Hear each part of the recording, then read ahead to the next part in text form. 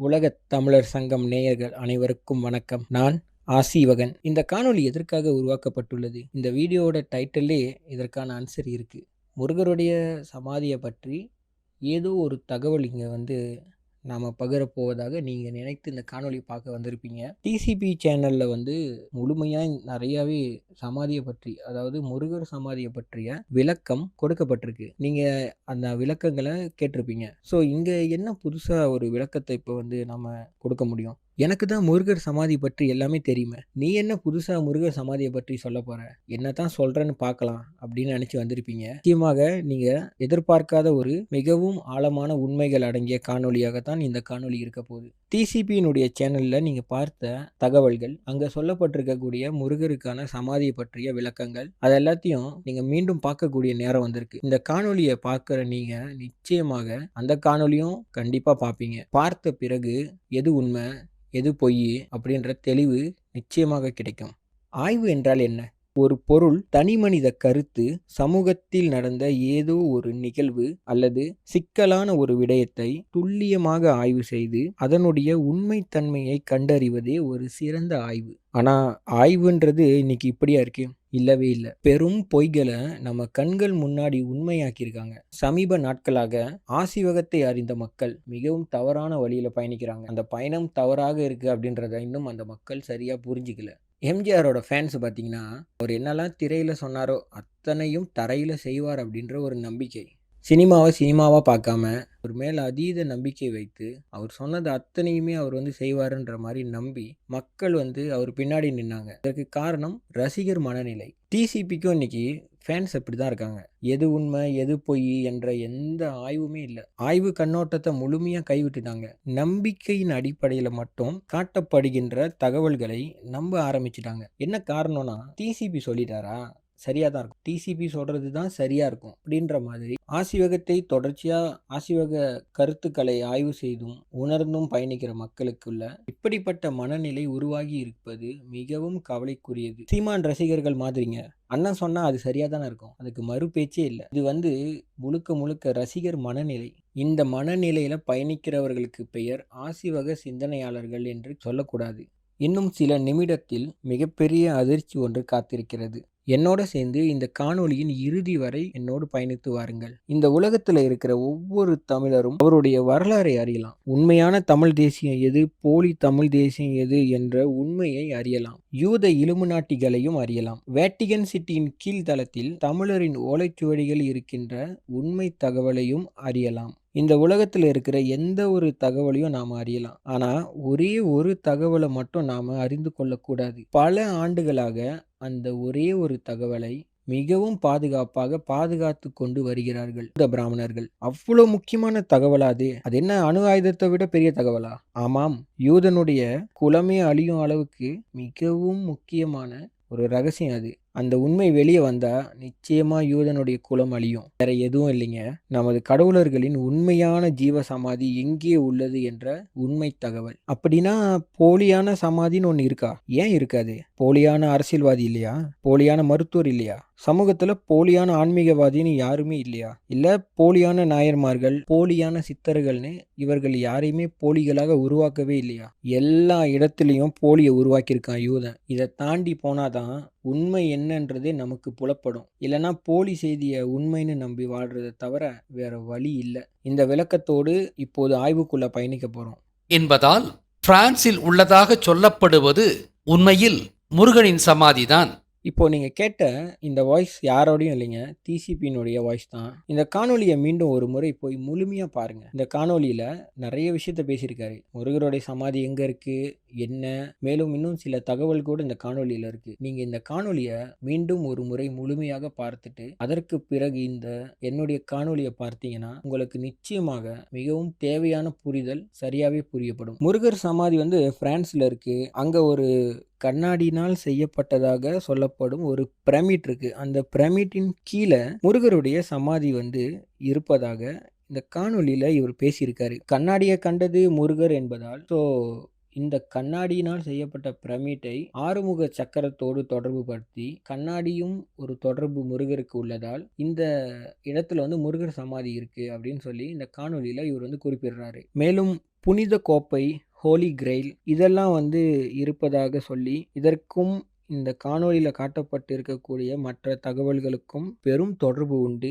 இவர் வந்து இந்த படத்தை கட்டுடைத்ததின் மூலமாக மட்டுமே முருகருடைய சமாதி வந்து இங்க தான் பாரிஸ்ல இருக்கு அப்படின்னு சொல்லி இந்த காணொளியிலே அவரே சொல்றாரு. அவர் வேற எதையும் கட்டுடைக்கல. இந்த டாவின்சி கோட் திரைப்படத்தை கட்டுடைத்து மட்டுமே முருகர் சமாதி பாரிஸ்ல இருக்கிறதாக இந்த காணொளியில இவர் குறிப்பிடுகிறார். முருகரை பற்றி இந்த டிசிபி என்ன சொல்லியிருக்காருன்னா, நிறைய ஆய்வு பண்ணியிருக்கேன்னு சொல்லியிருக்காரு. என்னெல்லாம் ஆய்வு பண்ணியிருக்காரு முருகரை பற்றி பார்க்கலாமா? முருகரோட மைக்ரோஸ்கோப். முருகர் தான் முதல்ல மைக்ரோஸ்கோப் என்ற ஒரு கருவியை கண்டுபிடித்ததாக சொல்லியிருக்காரு. முருகர் தான் பார்த்தீங்கன்னா தரைக்கோன். சீன மக்கள் சீன நாட்டில் வழிபடும் டிராகன் வந்து முருகருடைய அடையாள குறியீடுன்னு சொல்லியிருக்காரு. சப்த கன்னிகளை வடிவமைத்ததும் முருகர் தான். சைக்கிள் கண்டுபிடித்தார். மிகவும் முக்கியம், மின்சாரத்தை கண்டுபிடித்ததும் முருகர் தான். மேலும் டெலிஃபோன் கண்டுபிடித்ததும் முருகர் என்று இன்னும் சில விஷயங்களை கூட இந்த டிசிபி அவருடைய சேனல்ல நிறைய சொல்லியிருக்காரு. இப்படி எல்லாவற்றையும் கூறியிருக்காரு. ஆனா இவர் இந்த ஆய்வுகளை ஒரு ஆர்டர்ல சொல்லாம ரொம்பவுமே மிக்ஸ் பண்ணியே சொல்லியிருக்கிறத இவருடைய காணொளிகளை தொடர்ந்து பார்த்த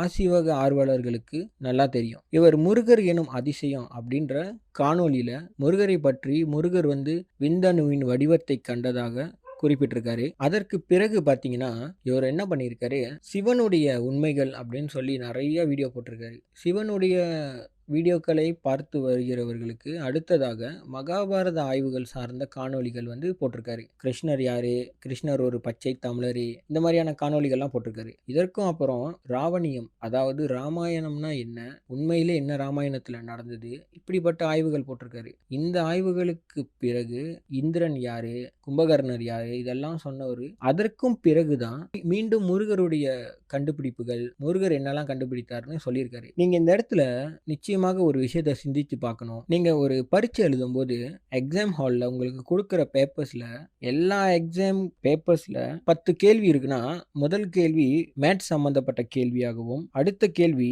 சயின்ஸ் சம்மந்தப்பட்டதாகவும், அடுத்த கேள்வி ஆங்கில மொழி சம்மந்தப்பட்டதாகவும் என்று தனித்தனி சப்ஜெக்ட்களுக்கும் ஒரே தாள்ல கேள்வி வருமா? யாருக்குமே இப்படி வராது. நீங்க போய் ஒரு சப்ஜெக்டை படிக்கணும்னாலும் நீங்க இப்படி வந்து மேத்ஸும் சயின்ஸும் வரலாறும் ஜியோகிராஃபியும் இப்படி வந்து நீங்க கலந்து ஒரே நேரத்துல படிக்க முடியுமா? தனித்தனியா தானே நீங்க படிப்பீங்க.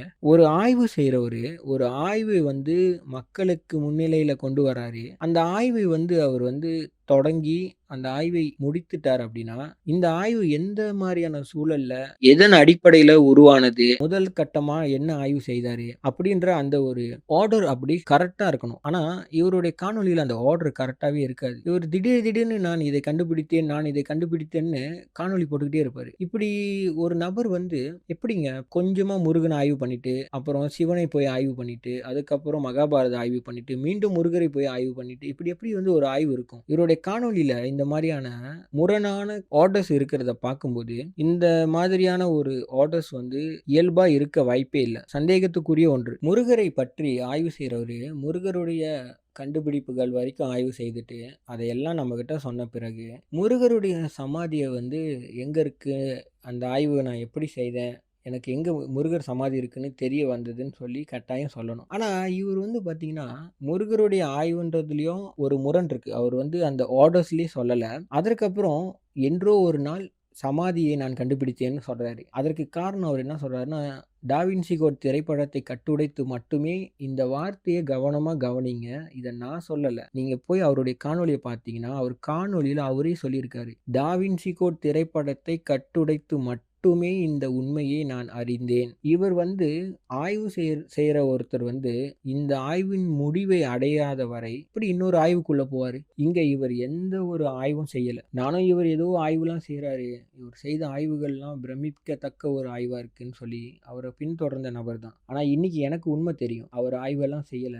அவருக்கு கொடுத்தத அப்படியே நம்மகிட்ட வந்து சொன்னாரு. அவருக்கு எப்பப்ப எது கொடுக்கப்பட்டதோ அந்த தகவல்களை நம்மகிட்ட கொண்டு வந்து அவர் சொல்லியிருக்காரு. இப்படி தான் அவர் வந்து இந்த அத்தனை தகவல்களையும் நம்மகிட்ட சொல்லியிருக்காரு. இதன் அடிப்படையில் இவர் ஆய்வு செய்யல அப்படின்றத இன்று நான் நல்லாவே புரிஞ்சுக்கிட்டேன். நான் புரிஞ்சுக்கிட்டதுக்கு நிறைய காரணங்கள் இருக்கு. இந்த எல்லா காரணங்களையும் இந்த சேனலின் வழியாக வரும் நாட்களில் உங்களுக்கு கொண்டு வந்து சேர்ப்பது என்னுடைய கடமையாக நான் கருதுகிறேன். காரணம் என்னன்னா, நான் தவறான ஒருத்தரை ரொம்ப வருஷமா ஃபாலோ பண்ணிட்டேன். எனக்கு இன்னைக்கு தப்பானவர்னு தெரிஞ்சிருச்சு. ஆனா நான் நிறைய நபர்களுக்கு இவர் தான் சரியானவர் அப்படின்னு சொல்லி இங்க தான் வரணும்னு கூட்டிட்டு வந்திருக்கேன். ஸோ இதற்கு நான் தான் பொறுப்பு. இந்த இடத்துல அவங்கள அப்படியே விட்டுட்டு போக எனக்கு மனசு இல்ல. நான் என்ன உண்மைகளை அறிந்தேனோ அந்த உண்மைகளை அவர்களுக்கு நான் சொல்லணும். அது என்னுடைய கடமை. அதற்காகவே இந்த உண்மைகளை வெளிப்படுத்தியாக வேண்டும் என்று இந்த காணொளிகளை நான் உருவாக்கியுள்ளேன். இன்னும் வரும் நாட்களில் நிறைய காணொளிகள் நீங்க பார்க்க இருக்கிறீங்க. அந்த அத்தனை காணொளிக்கும் பிறகு தெளிவாக உங்களுக்கே எல்லா உண்மையும் புரியும். எனக்கு எல்லாமே புரிந்ததால நான் இப்போவே இந்த உண்மைகளை இப்படி சொல்றேன். சரி வாங்க, இப்போ பாரிஸ்ல தான் இவர் சொன்ன மாதிரி முருகருடைய சமாதி இருக்கான்னு பாரிஸ்க்கே போய் பார்ப்போம். பிரான்ஸ் நாட்டின் தலைநகரமான பாரிஸ்ல லோரே மியூசியம் என்ற ஒரு மியூசியத்தில் 2 வெவ்வேறு காலகட்டத்தில் நடந்த ஒரு முக்கியமான நிகழ்வா முதல்ல நம்ம பார்க்கணும். ஃபர்ஸ்ட், மோனலிசாவோட புகைப்படம் காணாமல் போன நிகழ்வு 1911ஆம் ஆண்டு 21ஆம் தேதி ஆகஸ்ட் மாதம். நல்லா கவனிங்க, 1911, அதாவது 9/11 குறியீடு காட்டுறாங்களாம். லோரே மியூசியத்திலிருந்து ஒரே ஒரு நபர் இந்த புகைப்படத்தை திருடி இருக்காரு. அவர் பேர் வந்து வின்சென்சோ. இவர் வந்து ஒரு இட்டாலியன் கார்பெண்டர். மேலும் இவர் வந்து இந்த மியூசியம்ல வேலை செஞ்ச ஒரு முன்னாள் பணியாளர். இன்னொரு தகவல், கார்பெண்டர் அப்படின்றது மரம் வேலைகள், மரம் சார்ந்த பொருட்களை வந்து தயாரிப்பது. மரக்கட்டைகளை பயன்படுத்தி ஆஃபீஸுக்கு தேவையான மேசை மற்றும் இன்னும் இதர பொருட்களை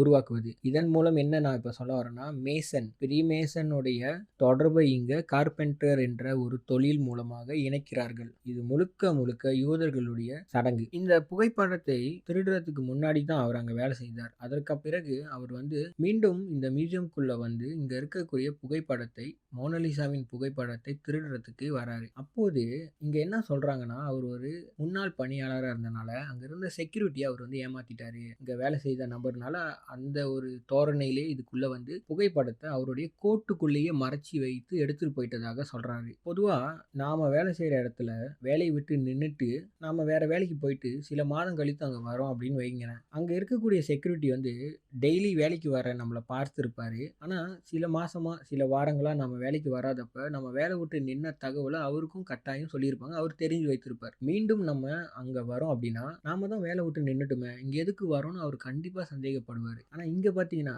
அந்த சந்தேகமே வரல. அவர் வந்து இங்க முன்னாள் பணியாளராக இருந்தனால ஈஸியா உள்ள போயிட்டதாக பதிவிடுறாங்க. இது எல்லாத்தையும் வைத்து இந்த கொள்ளையில மிகவும் நம்பகத்தன்மை இல்லாத தகவல்கள் நிறைய இருக்கு. அவர் வந்த வேலையை சரியா செய்துட்டு 1911 இந்த புகைப்படத்தை திருடி மீண்டும் 1913ஆம் ஆண்டு இத்தாலி மியூசியம்க்கு இந்த புகைப்படத்தை அவர் விற்கிறதுக்கு முயற்சி செய்யும்போது இவரை போலீஸ் அரெஸ்ட் பண்றாங்க. ஏன்னா இவர் வந்து இத்தாலி மியூசியம்க்கு இந்த ஓவியத்தை விற்க முயற்சி செய்த காரணத்தினால். பொதுவா ஒரு மியூசியம்ல திருடு போயிட்டா பக்கத்தில் உள்ள எல்லா மியூசியம்க்கும் இந்த செய்தி கடத்தப்படும். இப்படி மியூசியம்ல திருடுறத மக்களுக்கு வேற மியூசியம்க்கும் சொல்லும்போது அந்த பொருட்கள் போல நம்ம கிட்ட இருக்கிற பொருள் திருடப்படக்கூடாதுன்றதுக்காக பாதுகாப்பு வலுப்படுத்தப்படும். இந்த லோரே மியூசியமில் திருடப்பட்ட இந்த ஓவியம் இத்தாலி மியூசியம்ல விற்க முயற்சி செய்து அதை அவர்கள் வாங்கினால், அவர்கள் அதை அங்கு அவர்களுடைய மியூசியமில் பயன்படுத்தினால் இது எவ்வளவு பெரிய பிரச்சனை வரும் மியூசியம்க்கு.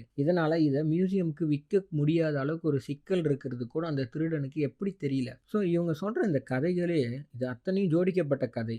ஒரு திருடன் வந்து இதை திருடி இன்னொரு மியூசியம்க்கு விற்கிறான் அப்படின்னா அவங்க போலீஸ்க்கு இன்ஃபார்ம் பண்ணாமல் இருப்பாங்களா? இந்த திருட்டுலையும் இதான் நடந்திருக்கு. போலீஸ்க்கு இன்ஃபார்ம் செய்யப்பட்டு அந்த கொள்ளையன் பிடிபட்டான். இப்போ நம்ம இரண்டாவது சம்பவத்தை பார்க்கலாம். அக்டோபர் மாதம் 19ஆம் தேதி 2025 கடந்த ஆண்டு நடந்த சம்பவம். இங்க பாத்தீங்கன்னா திருடர்கள் வந்து கன்ஸ்ட்ரக்ஷன் செய்யும் பணியாளர்கள் போல உடை அணிந்து கொண்டு அங்க வந்து மெக்கானிக்கல் லிஃப்ட் மூலமா ஒரு ஏணிப்படி போல அதன் மூலம் ஏறி 2வது மாடிக்கு போய் அங்க இருக்கக்கூடிய ஒரு கண்ணாடியை வெட்டி அதற்குள்ள போய் அங்க இருக்கக்கூடிய விலை உயர்ந்த பொருட்களை திருடி இருக்காங்க. சுமார் 88 மில்லியன் ஈரோ மதிப்பிலான இந்த பொருள் அங்க கொள்ளையிடப்பட்ட பொருட்கள் நெக்லஸ் ஆகவும் சில மோதிரங்களாகவும் இப்படி சில பொருட்கள், இதனுடைய இந்திய மதிப்பு வந்து 900 கோடி. இங்க என்ன சந்தேகம் வருதுன்னா, இது வந்து ஒரு மிகவும் புகழ்பெற்ற மியூசியம். இந்த மியூசியம்ல இருந்து இதற்கு முன்னாடியும் பொருட்கள் காணாம போயிருக்கு. ஸோ, அவங்க அதற்கப்புறம் கூடுதலாக எவ்வளவு எச்சரிக்கையா இருந்திருக்கணும். இந்த மியூசியம்ல இருக்கிற மதிப்பு வந்து 35லிருந்து 45 பில்லியன் டாலர்ஸ். அப்படின்னா இந்திய மதிப்புல 3000லிருந்து 4000 கோடி. ஒரு தனிநபர் புதியதாக ஒரு நகைக்கடையை உருவாக்கணும்னா, ரொம்ப சின்ன பட்ஜெட்ல உருவாக்கணும்னாலும் கூட 50 கோடி ரூபாய் வேணும். இப்படி ஒரு தனிநபர் 50 கோடிக்கு ஒரு கடையை உருவாக்கினாலும் 7470 நகை கடைகள் உருவாக்கலாம். இந்த ஒட்டுமொத்த மதிப்பின் அடிப்படையில் இவ்வளோ பெரிய பணம் இருந்தா 7470 நகை கடைகள் உருவாக்க முடியும். இன்னைக்கெல்லாம் ஒரு நகை கடைக்கே பார்த்தீங்கன்னா, அவ்வளவு பாதுகாப்பு இருக்கு. நெறைய பாதுகாப்பு கொடுத்து தான் ஒரு நகை கடையே இன்னைக்கு வந்து நடத்துறாங்க. இப்படி இருக்கும்போது, இவ்வளவு பெரிய மதிப்புமிக்க ஒரு மியூசியம்க்கு எவ்வளவு பாதுகாப்பு இருக்கும்? எப்படி ஒரு சர்வசாதாரணமா சில நபர்கள் வந்து கண்ணாடிய வந்து வெட்டி அதற்குள்ள போய் இந்த பொருட்கள எடுத்துட்டாங்க அப்படின்றது, இதெல்லாம் வந்து எப்படி ஒரு நம்பகத்தன்மையான ஒரு செய்தி? சாதாரண நகைக்கடைய விட 100 மடங்கு பாதுகாப்பு இங்க கண்டிப்பா இருந்திருக்கணும். ஆனா பாருங்க, சிசிடிவி ஃபெயிலியர், அலார்ம் சிஸ்டம்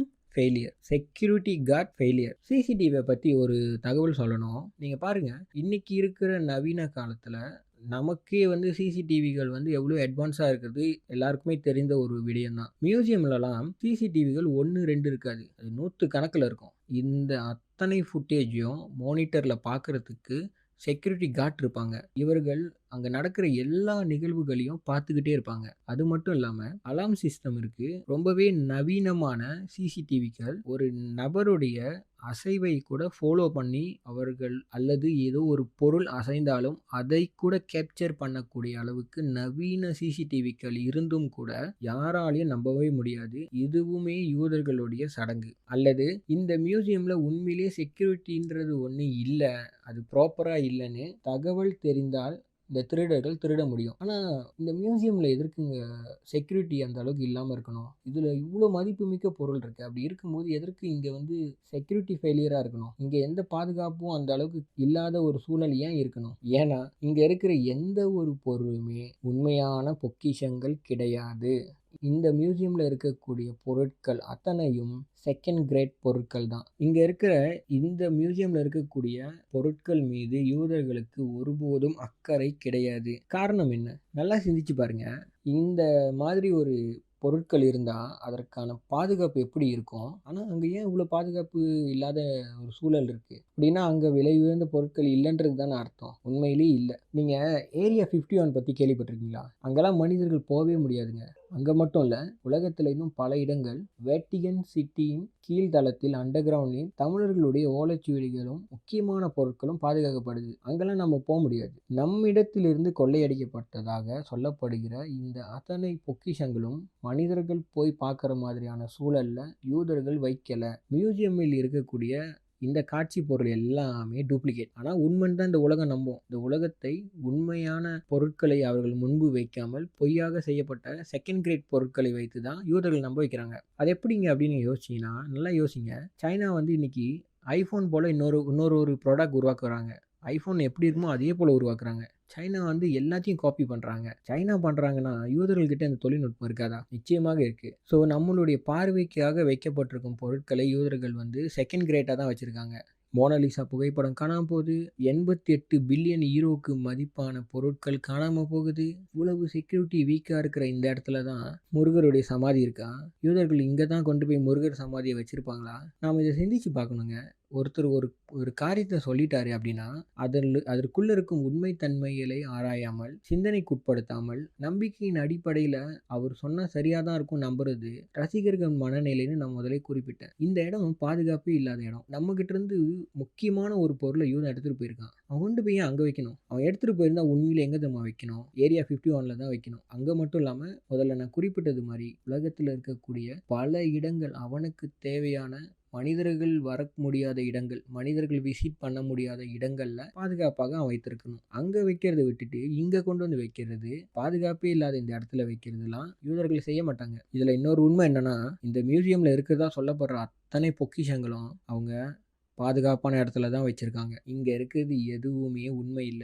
உலகத்துல இருக்கிற எல்லா நாடுகளிலும் தமிழ்நாட்டிலும் கொள்ளையடிக்கப்பட்ட அத்தனை செல்வங்களையும் இன்னொரு முறை யாராவது திருடுற அளவுக்கு வீக்கான செக்யூரிட்டி சிஸ்டம் இருக்கிற இடத்துல யூதர்கள் வைக்க மாட்டாங்க. யூதர்களுக்கு இதை திருப்பி கொடுக்கறதுக்கு மனசும் இல்லை. அதனால இதெல்லாம் வந்து யாரோ திருடிட்டு போற மாதிரி ஈஸியாகவும் அவங்க வைக்க போறதில்ல. காரணம், உலகத்தின் நம்பர் 1 திருடர்களே யூதர்கள் தான். அவனுக்கு தெரியும் ஒருத்தன் வந்தா எப்படி திருட முடியும், எது அவனுக்கான வழி வாய்ப்புன்னு. அந்த வாய்ப்பை யூதர்கள் கொடுக்கவே மாட்டாங்க. அதனால அதெல்லாம் ஆல்ரெடி சேஃப்டியான இடத்துல தான் யூதர்கள் வச்சிருக்காங்க. இங்க எந்த ஒரு பொக்கிஷமும் இல்லை. இங்க இருக்கிறதுக்கு பேர் பொக்கிஷங்களே கிடையாது. அங்கு முருகருடைய சமாதியை இவன் கொண்டு போய் வைக்கவும் இல்லை. மேலும் ஒரு தகவல், முருகருடைய சமாதி ஒட்டுமொத்த ஈரோப்புக்குள்ளேயும் எங்கேயுமே இல்லை. அதனால நாம ஈரோப்பை விட்டு இப்போ வெளியே வந்துடலாம். அப்படின்னா முருகர் சமாதி எங்கே தான் இருக்கு? திருமால் காலத்துக்கு பிறகு கலியுகம் முழுக்க நமது கண்களுக்கு புலப்படாமல் மறைக்கப்பட்ட இந்த சமாதி இப்போ உண்மையிலே எங்கே தான் இருக்கு? இவ்வளோ நேரம் பொறுமையாக இருந்த நீங்கள் இன்னும் கொஞ்ச நேரத்தில்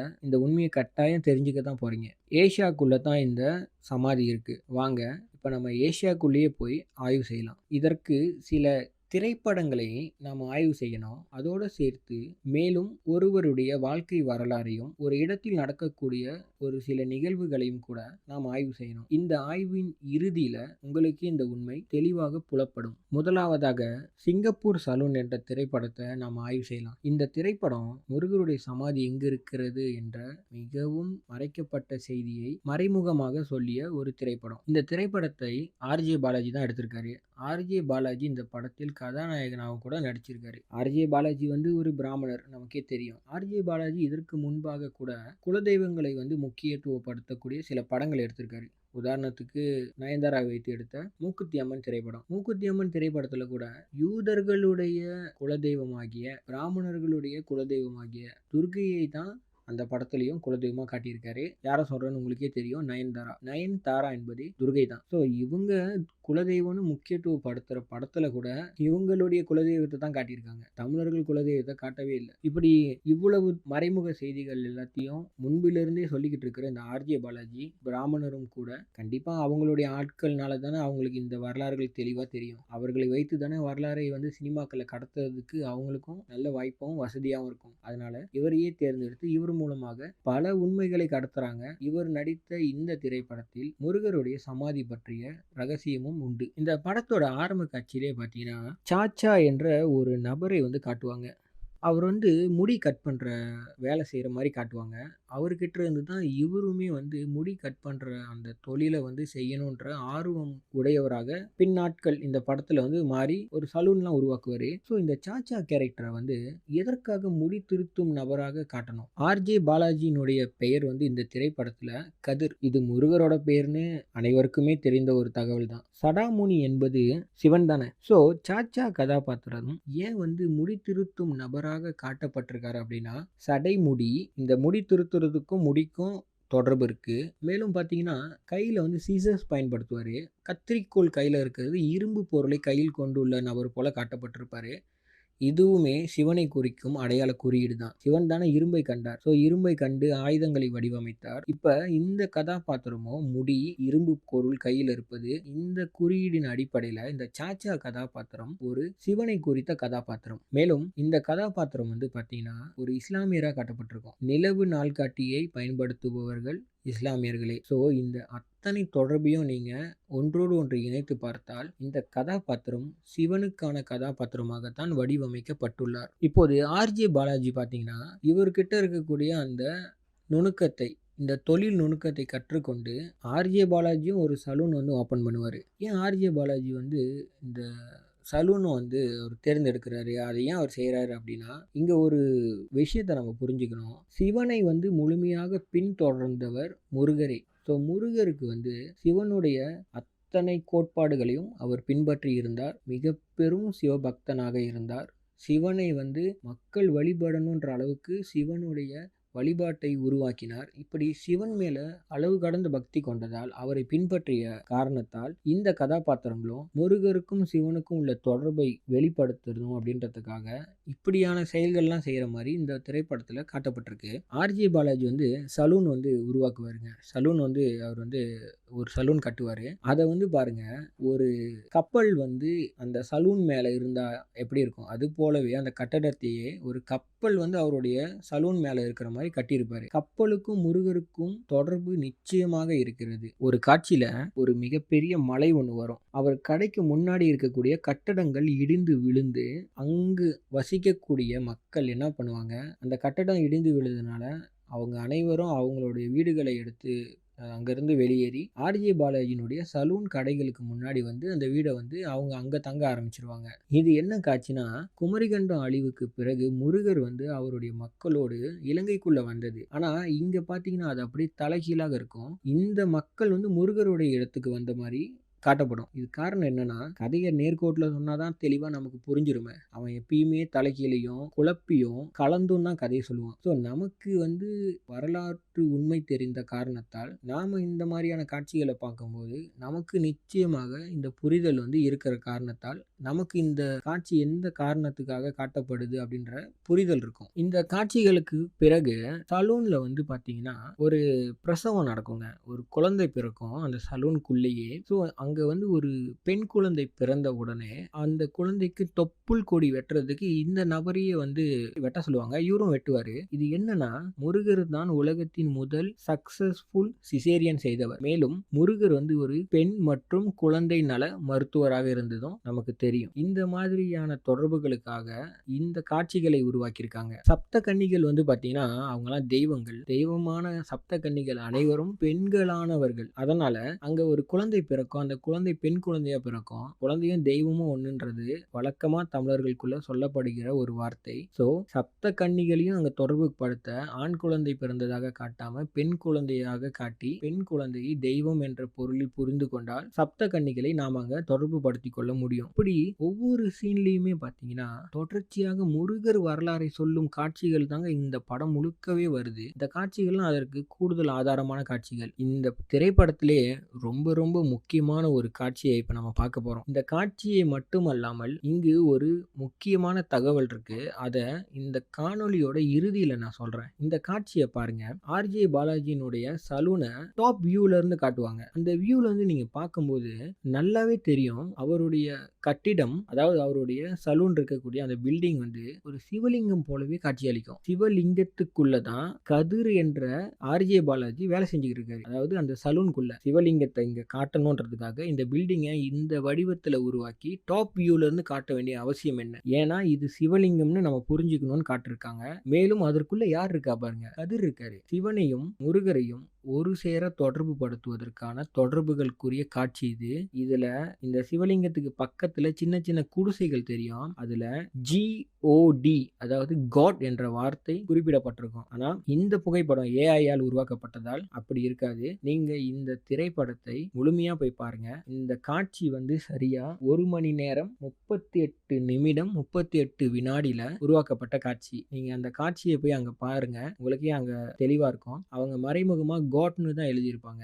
இது மார்க் ஆண்டனி திரைப்படத்துல கூட விஷாலின் தலையில காட் வந்து எழுதப்பட்டிருக்கும்ல, அதே போல இருக்கும். ஸோ இந்த காட்சியின் மூலம் இவர்கள் என்ன சொல்றாங்க அப்படின்னா, இந்த சிவலிங்கம் கடவுள், இது கடவுள் சம்பந்தப்பட்ட ஒரு காட்சி. இந்த திரைப்படத்துல கடவுள் சம்பந்தப்பட்ட தகவலை அவங்க கொடுக்கறத மறைமுகமா சொல்றாங்க. முருகருடைய சமாதியை பற்றிய உண்மைகளை பொறுமையா பார்த்துக்கிட்டு இருக்கோம். இப்பதான் முதல் படி எடுத்து வச்சிருக்கோம். அடுத்த படி எடுத்து வைக்கலாம். ஒவ்வொரு படியா எடுத்து வைத்து நாம முருகர் சமாதியை கட்டாயம் இறுதி படியில புரிந்து கொள்ள முடியும். இரண்டாவது ஆய்வாக நாம முருகர் விளையாடல் படத்தை பார்க்கவிருக்கின்றோம். அதாவது திருவிளையாடல் படங்க. திரு என்றாலே முருகர் தானே. இங்க திருவிளையாடல் என்று பெயர் வைத்துட்டு இந்த படம் முழுக்க சிவனுடைய கதை சொல்றது மாதிரி காட்சிகள் அமைக்கப்பட்ட ஒரு திரைப்படம். நல்லா புரிஞ்சுக்கோங்க. இது முருகருக்கான திரைப்படம். ஆனால் இது சிவனுக்கான படமாக மக்கள் நினைத்து பார்த்துக்கிட்டு இருக்காங்க. அப்படி எடுத்திருக்காங்க.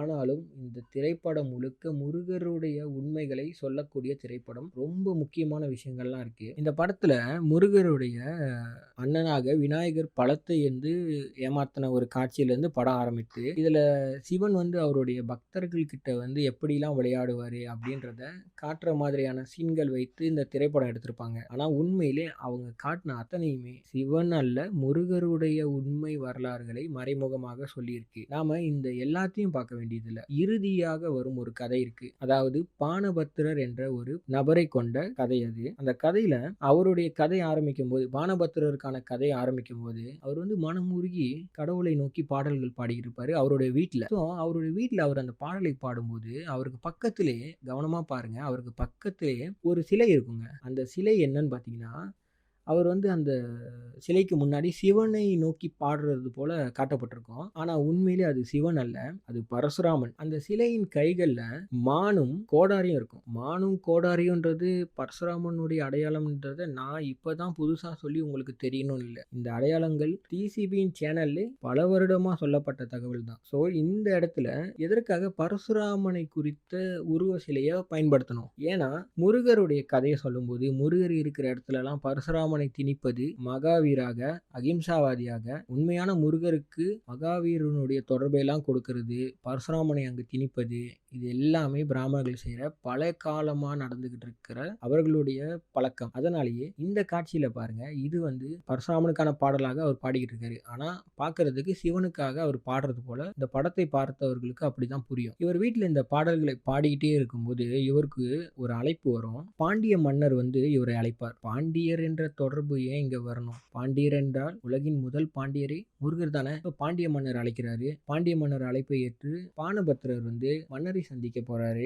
மன்னர் ஆல்ரெடி ஒரு பெரிய இக்கட்டான சூழ்நிலையில இருப்பாரு. ஹேமநாத பாகவதர் என்ற மிகவும் புகழ்பெற்ற ஒரு பாடகர் வந்து இந்த நாடையே எனக்கு அடிமையாகணும், இல்ல யாராவது என் கூட இந்த பாடல் பாடி வென்றுட்டா நான் உங்களுக்கு அடிமை, இல்ல இந்த நாடு எனக்கு அடிமை என்று மன்னர்கிட்ட கருத்து முரண் ஏற்பட்டிருக்கும். இதுல ஏதாவது ஒரு வழி பண்ணணுன்றதுக்காக மன்னர் வந்து யாரையாவது பாட பயன்படுத்தணும்னு முயற்சிக்கும் போது பானபத்திரர் என்பவரை கேள்விப்பட்டு அவரை கூப்பிட்டு அவரை பாட சொல்லலான்னு பானபத்திரர்கிட்ட உத்தரவு போடுவாங்க. ஆனா பானபத்திரருக்கு ஏமநாதருடைய இசையின் நுணுக்கம் என்னன்னு நல்லா தெரியும். அவர் கூட பானபத்திரர் வந்து வெல்ல முடியாதுன்ற கவலையில வீட்டுக்கு போய் அவருடைய மனைவியோடு இந்த இந்த தகவலை கலந்துரையாடுவார். இப்போது அங்க என்ன நடக்கும்னா, அவருடைய மனைவி வந்து இதற்கெல்லாம் ஒரே வழிதான் இருக்கு, இங்க நேரா சிவன் கிட்ட போய், அதாவது இறைவன் கிட்ட போய் முறையிடுங்க அப்படின்னு சொல்லி அனுப்புவாங்க. கோயிலுக்கு போவாரு. போயிட்டு இறைவன் கிட்ட முறையிடுறதுக்கு அவர் அங்க போய் பிரச்சனைய பாடல் வடிவில் முறையிடுவார். பாட்டுக்கே தலைவனான இறைவனே இதற்கு ஒரு வழியை காட்டுன்னு அந்த கோயிலுக்குள்ள வந்து அவர் பாடலை பாடத் தொடங்குவார். அப்போது சில காட்சிகளை கவனமா பார்க்கணும். இந்த காட்சியில பாருங்க, இவருக்கு பின்னாடி ரொம்ப சிறிய சிறிய உருவத்திலான சிலைகள் காட்டப்படும். அந்த ஒவ்வொரு சிலையுமே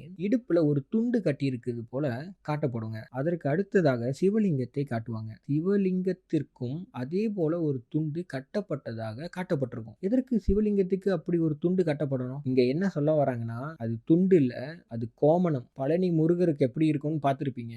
அதே போல இடுப்புல இந்த சிவலிங்கத்துக்கு கட்டியிருப்பாங்க. ஸோ அவங்க என்ன சொல்றாங்கன்னா, இது முருகர், ஆனா நீங்க சிவனா பார்த்துக்கிட்டு இருக்கீங்க. இது சிவனுக்கான கதை இல்ல, இது முருகருக்கான கதைன்னு சொல்றதுக்கு இந்த மறைமுக குறியீடுகள்ல பேசிக்கிட்டு இருக்காங்க. பாடலின் முதல் வரி என்ன வரினா, இசைத்தமிழ் நீ செய்த அரும் சாதனை. இங்கு இந்த கதையிலிருந்து சற்று விலகி சிவனுக்கும் முருகனுக்குமான இசை தொடர்பை நாம சிந்திக்கணும். சிவன் வந்து மலையில இருந்த காலத்துல அவர் இசைக்கருவிகளை உருவாக்கினார். நடனத்திற்கு அவரே காரணமானவர். நடனத்தின் தந்தையே சிவன் தான். ஆனால் அவர் பாடலுக்கான காரணமானவராக எங்கேயுமே அறியப்படல. கொட்டிசை கருவிகள், பறை, இது போன்ற கருவிகளை வடிவமைத்தார். இந்த கருவிகளை பலர் வாசிக்கும் பொழுது தற்செயலாக நமக்கே நடனமாடும் அந்த ஒரு எண்ணம் வருங்க. தன் கால் ஆடும். இப்படிலாம் இருக்கக்கூடிய நிகழ்வு வந்து பரம்பரையாக இது தமிழர்கள் பயன்படுத்திய இசைக்கருவியை அவர்கள் நடனத்தின் மூலம் அதிகமா பயன்படுத்தியிருக்காங்க. ஆனால் பாடல் வந்து முழுக்க முழுக்க முருகருக்கு சொந்தமானது. முருகர் தான் பாடலுக்கான அடிநாதத்தை உருவாக்கியவர். ஏழிசை, ராகங்கள் 16, இதெல்லாம் நீங்க யோசிச்சு பாருங்க. எல்லாமே 7ன்ற நம்பரோட வரும். 7ன்றது முருகருடைய எண்ணாகவும் நம்மளால எடுக்க முடியும். சப்த கன்னிகள் 7, இந்த மாதிரியான தொடர்புகள், ஆசிவக நிறங்கள், சக்கர நிறங்கள் 7, இதெல்லாமே வந்து முருகர் காலத்துல இருந்தது. முருகர் வந்து குருகுலத்துல படிக்கிற மாணவர்களுக்கு வண்ண கோட்பாடை கொடுத்தவர். ஆகையால் 7 வண்ண கோட்பாடு. இப்படி இந்த 7 தொடர்புகள் இசையிலும் காணப்படுவது முருகரே இதற்கு முதன்மை காரணம். மேலும் நீங்க பாருங்க, இசையில வந்து தாளம் பயன்படுத்துவாங்க. இந்த தாளத்துல ஆதி தாளம் வந்து முதன்மையானது. ஆதி தாளமே 2 விதமாக பயன்படுத்துவாங்க. 5 முறை தன் தொடை பகுதியில கிளாப் பண்ற மாதிரி, இன்னொன்னு 8 முறை. ஸோ 5ன்றது தான் முதல்ல உருவாக்கப்பட்டிருக்கு. இதை உருவாக்கியது முருகரே. பின் நாட்களில் இசையில இன்னும் ஒரு படி மேல போய் இசையில ஒரு இசை ஞானியாகவே வந்தவர் கருத்தினர். கருத்தினர் காலத்தில் அது 8 என்ற அடிப்படையில் உருவாக்கப்பட்டது. ஸோ முருகர் வந்து பாடல் கலையை தோற்றுவித்திருக்கிறார். இதே மாதிரியான தொடர்பு இன்னொரு திரைப்படத்திலயும் இருக்கு. அது என்னன்னா, சந்திரமுகி திரைப்படத்துல அத்திந்தோம் என்ற பாடலில் தவில், நாதஸ்வரம், ஹார்மோனியம், மிருதங்கம் இது மாதிரியான இசைக்கருவிகளை பயன்படுத்தி ரஜினி பாடல் பாடுவாரு. ரஜினிக்கு அந்த திரைப்படத்துல சரவணன்ற பெயர். ஸோ இந்த பாடல் வந்து பார்த்தீங்கன்னா, ரொம்ப அற்புதமா இருக்கும். அந்த பாடல் வந்து உண்மையிலே கேட்கவும் நல்லாயிருக்கும். அந்த காட்சியில கூட அத்தனை பேரையும் ஆச்சரியப்பட வைக்கும் அந்த பாடல். அந்த பாடலை ரியலா பாடுனவரோட பேரு எஸ்பி பாலசுப்ரமணியம். ஸோ முருகர் தான் இசையின் பிதாமகன். முருகர் தான், அதாவது பாடலின் இசை என்ற இசை கருவிகளுக்கு சிவனே முதன்மையானவர். பிறகு நடனத்துக்கும் அவரே முதன்மையானவர். ஆனால் பாடலுக்கு முருகரே முதன்மையானவர். இந்த காரணத்தினால தான் பானபத்திரர் என்ன செய்றாருன்னா, இசை தமிழ் நீ செய்த அரும் சாதனை அப்படின்னு அவர்கிட்ட முறையிடுறாரு. எனக்கு நீயே ஒரு வழி சொல்லி, உன்னுடைய இசை தமிழ்ல எனக்கு இப்போ ஒரு சிக்கல் வந்துருச்சுன்னு அவர் போய் முறையிடுற அந்த வார்த்தைகள் எல்லாம் முருகருக்காகவே எழுதப்பட்ட வார்த்தைகள். இந்த வரியில இறுதியா வரக்கூடிய வரி, தாய்க்கு ஒரு பழி நேர்ந்தால் மகற்கில்லையோ, அன்னை தமிழுக்கு பழி நேர்ந்தால் உனக்கில்லையோ. சிவனுக்கும் தமிழுக்கும் அதிக தொடர்பு நம்ம வந்து பேசுறது இல்ல. முருகருக்கு தான் தமிழ் கடவுள் முருகர் என்ற பட்டமும் உண்டு. தமிழ் மொழிக்கான எழுத்து வடிவத்தை ஆரம்பித்தவரே முருகர் தானே. இப்படி இந்த வரிகள் இது எல்லாமே முருகருக்காக எழுதப்பட்ட வரிகள். இந்த காட்சிக்கு அடுத்ததாக இறைவன் தோன்றுவார். பானபத்திரர் மயக்க நிலையில இருக்கும்போது இறைவன் என்ன செய்வார்னா, நேரா ஏமநாத பாகவதர் இடத்துக்கு போயிடுவாரு. ஏமநாத பாகவரிடம் போயிட்டு அவருக்கு ஒரு பாடம் புகட்டுவதற்காக இறைவனாக வரும் அவர், அதாவது சிவாஜி, அங்க அவர் ஒரு பாடலை பாடுவார். இந்த காட்சியில கூட பாருங்க, வீணை பயன்படுத்தப்படும். வீணையில பாருங்க மீன் சின்னம் பொறிக்கப்பட்டிருக்கும். ஸோ வீணை பயன்படுத்தப்படும். தவில், மிருதங்கம், புல்லாங்குழல் இந்த மாதிரியான கருவிகள்லாம் பயன்படுத்தப்படும். ஸோ இந்த அத்தனையும் சிவாஜியே வாசிக்கிற மாதிரி காட்டப்படும். ஏன்னா அங்க போயிருக்கிறது முருகர் தான் இந்த கருவிகளை உருவாக்குனார். இப்ப இவரே வந்து அங்க வந்து பாடும்போது இவரே இது அத்தனையும் பயன்படுத்துறதெல்லாம் காட்டி முருகர் வந்திருக்கிறத உறுதிப்படுத்துறாங்க. சிவாஜி இங்க வந்து இந்த பாடல்ல ஒரு வரியை வந்து பயன்படுத்துவாரு. அதை கவனிக்கணும். கூட்டும் இசையும் கூட்டின் முனையும் காட்டும் என்னிடம் கதை சொல்ல வந்தாயோ என்ற வரி. இந்த பாடல் என்ற ஒரு அடிப்படையை உருவாக்குன என்கிட்டயே நீ வந்து கதை சொல்ல வந்திருக்கியா? அதாவது பாடல் பிறந்த தமிழ் மண்ணில், அதாவது இலங்கையிலிருந்து சொல்லலாம், முதல் பாண்டியர் வந்து முருகரா இருக்கிறனால இந்த காட்சி மதுரையில நடக்கிறதாக காட்சி அமைக்கப்பட்டிருக்கும். ஸோ தமிழ் மொழியிலிருந்து உருவான இந்த பாடலை எல்லாம் கத்துக்கிட்டு திரும்ப இந்த மண்ணுக்கே வந்து இங்கேயே வந்து ஒரு சபதம், ஒரு போட்டியை உருவாக்குற என்கிட்டயே இந்த கதை அப்படின்றத அவர் சொல்ற மாதிரியான காட்சியை உருவாக்கியிருப்பாங்க. இந்த பாடலில் இருக்கக்கூடிய பிரமிப்பையே கண்டு ஏமநாத பாகவதர் பயந்து போய் அவர் சரண்டர் ஆயிடுவாரு. இந்த பாடலை பாடிய நபர் வந்து யாரோ, இவரை விட இவருடைய குருவான பானபத்திரர் இன்னும் எப்படி பாடுவாரு, இந்த அவமானம் நமக்கு வேணுமான்னு இந்த ஊரை விட்டு ஏமநாத பாகவதர் கிளம்பிடுவாரு. ஏமநாத பாகவதர் சென்றதுக்கு அப்புறம் இறைவனாக வந்த சிவாஜி கேரக்டர் பானபத்திரரிடம் சென்று நடந்த நிகழ்வுகளை எல்லாம் சொல்லிட்டு அவரும் வந்து என்ன பண்ணுவாரு, சிவலிங்கத்துக்குள்ள போய் ஐக்கியமாயிருவாரு. அதற்கு முன்னாடி ஒரு செய்தி இருக்கு, இத கவனிங்க. புரியல? புரியவில்லையப்பா. என்ன நல்லா பாருங்க, புரியும். என்ன வரிகள் அப்படின்னு பார்த்தீங்கன்னா, என்ன புரியல, என்ன நல்லா கவனிங்க, புரியும் அப்படின்ற அந்த வரி. ஸோ உண்மையிலேயே கவனித்து பார்த்தால் இது முருகர். இந்த வரிகள் பானபத்திரருக்காக எழுதப்படல. இந்த காட்சியை பார்க்குற நமக்காக தான் எழுதப்பட்டிருக்கு. முழுக்க முழுக்க பிராமணர்கள் வரலாறு சொல்றாங்க. ஆனா மக்களுக்கு புரியல. அதனால இவ்வளவு தொடர்பையும் கொடுத்தும் பிறகும் கூட இந்த புரிதல் வந்து மக்களுக்கு இருக்காதுன்னு பிராமணர்களுக்கு தெரியும். அதனால அழுத்தமா சொல்றாங்க, இன்னுமா புரியல, என்ன நல்லா கவனிங்க அப்படின்ற வார்த்தை. இங்கு இன்னொரு செய்தியை சொல்லணும். இந்த பாடலை ஏமநாத பாகவதரிடம் பாடும்போது முக்கியமான இன்னொரு வரியை கூட சிவாஜி பாடுவாரு. அது என்ன வரினா, அசையும் பொருளில் இசையும் நானே, எதிலும் இயங்கும் இயக்கம் நானே, என் இசை நின்றார் அடங்கும் உலகே.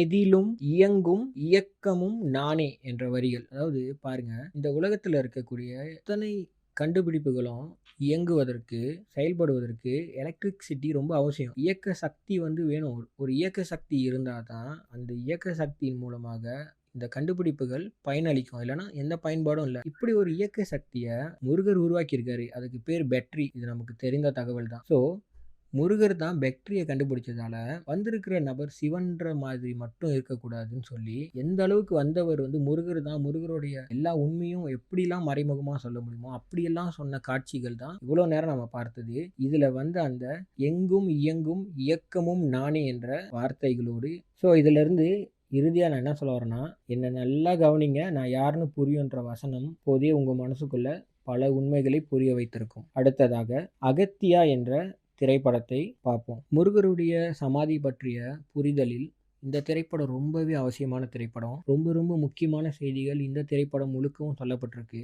நான் குறிப்பிடுகிற இந்த அத்தனை திரைப்படங்களையும் தயவு செய்து முழுமையா பாருங்க. நீங்க பார்த்தீங்கன்னா இந்த விளக்கம் அந்த திரைப்படங்களை நீங்க பார்க்கும்போது ரொம்பவே தெளிவா உங்களுக்கு பொருத்தமா உண்மைகளை புரிய வைத்துவிடும். இந்த திரைப்படத்துல அர்ஜுன் கதாபாத்திரத்தை முருகராக உருவாக்கியிருப்பாங்க. இந்த திரைப்படத்துக்கு 2 ஹீரோக்கள். அர்ஜுனும் ஒரு விதத்துல ஹீரோ தான். அதே நேரத்துல ஜீவாவும் இந்த திரைப்படத்துல ஒரு ஹீரோ. அர்ஜுன் வந்து பாத்தீங்கன்னா சித்த வைத்தியராக காட்டப்படுவார். சித்த வைத்தியர் என்பதோடய நமக்கு தெரியும் முருகருக்கான காட்சி தான் அப்படின்னு. ஸ்டீம் இன்ஜின்ல தான் இந்த அர்ஜுன் கதாபாத்திரம் அந்த ஊருக்குள்ள வருவாரு. ஸ்டீம் இன்ஜினை கண்டுபிடித்தது முருகர். அதனால தான் இந்த காட்சிகளையும் வைத்து முருகர் தான் அப்படின்றத கன்ஃபார்ம் பண்றாங்க. பிறகு இந்த திரைப்படத்துல ஜீவா வந்து பாத்தீங்கன்னா அவரோட அம்மாவுக்கு வந்து போன் கேன்சர் இருக்கிற ஒரு சூழல் இருக்கும். அதிலிருந்து அவங்கள குணமாக்க முடியலன்னு ரொம்ப மன உளைச்சல்ல இருப்பாரு.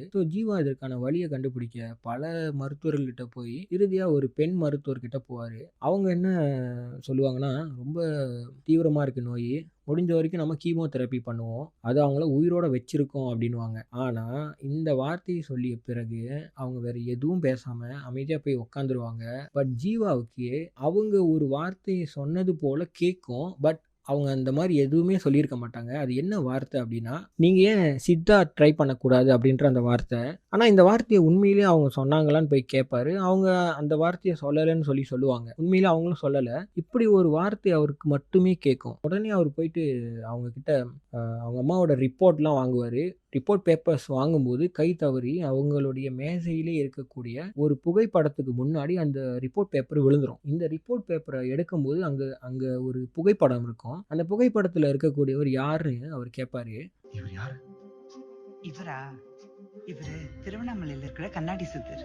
திருவண்ணாமலையில இருக்கக்கூடிய கண்ணாடி சித்தர்னு அவங்க சொல்றாங்க. ஏன் அப்படி சொல்லணும்? இவர் ஒரு சித்தர்னு சொல்லலாம்ல. இல்ல இவருக்கு வேற ஏதோ ஒரு பேரை வச்சு திருவண்ணாமலையில இருக்கிற ஒரு சித்தர்னு கூட சொல்லலாம்ல. எதற்காக இங்க திருவண்ணாமலையையும் கண்ணாடி சித்தரையும் கனெக்ட் பண்ணணும்? கண்ணாடி சித்தர் தான் நமக்கு நல்லாவே தெரியுமே. கண்ணாடி கண்டது முருகர்னா கண்ணாடி சித்தர் என்று குறிப்பிட்டு திருவண்ணாமலையையும் குறிப்பிட்டு எதற்காக இவர்கள் இங்கு இந்த காட்சிகளை நமக்கு சொல்லணும்? இதன் மூலமாக முருகருக்கான முக்கியமான தகவல்களை இந்த திரைப்படத்துல சொல்லியிருக்காங்க. ஜீவாவுக்கு ஒரு இக்கட்டான சூழ்நிலை ஒன்று வரும். அப்போது ஜீவா வந்து என்ன பண்ணணும்னு தெரியாதப்ப கண்களை மூடி தியானம் பண்றது போல ஆழ் மனதுக்குள்ள போற மாதிரி ஒரு காட்சி இருக்கும். அந்த காட்சியில அவர் வந்து பாத்தீங்கன்னா மிகவும் கலர்ஃபுல்லான ஒரு இடத்துல இருப்பாரு.